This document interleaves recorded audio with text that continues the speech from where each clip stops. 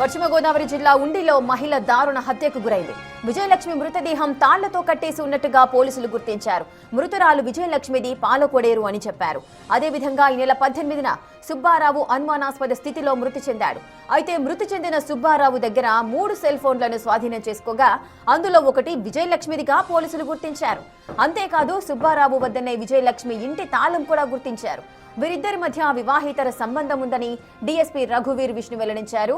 ఇప్పుడు సుబ్బారావుది హత్య లేక ఆత్మహత్యన అనే కోణంలో పోలీసులు దర్యాప్తు చేపట్టారు.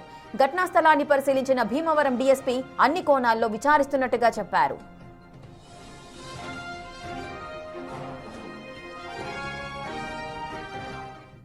ఆయన బాడీ మనకు రైల్వే స్టేషన్ అవతల పొలంలో దొరికింది కదా, సో దానికి అది ఆత్మహత్యగా అని మాకు ఇప్పుడు దాకా ఉన్నటువంటి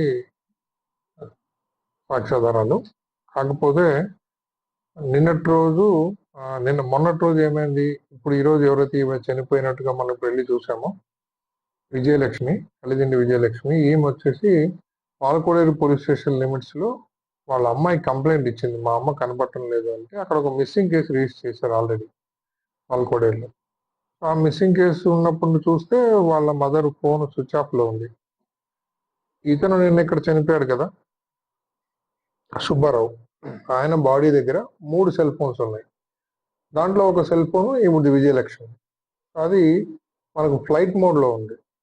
ఆ ఫ్లైట్ మోడ్ను మళ్ళీ మనం ఆన్ చేసి నార్మల్ మోడ్లో పెడితే అప్పుడు వాళ్ళ అమ్మాయి కాంటాక్ట్లోకి వచ్చింది. మా మదర్ కనిపించలేదని నేను కంప్లైంట్ ఇచ్చాను పాలకోడేరు పోలీస్ స్టేషన్లో.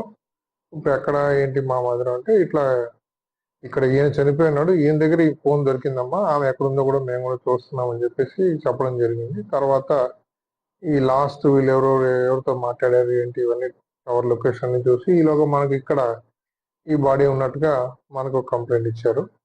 వెళ్ళి చూస్తే ఇప్పుడు ఇక్కడ ఈమె చనిపోయి ఉంది.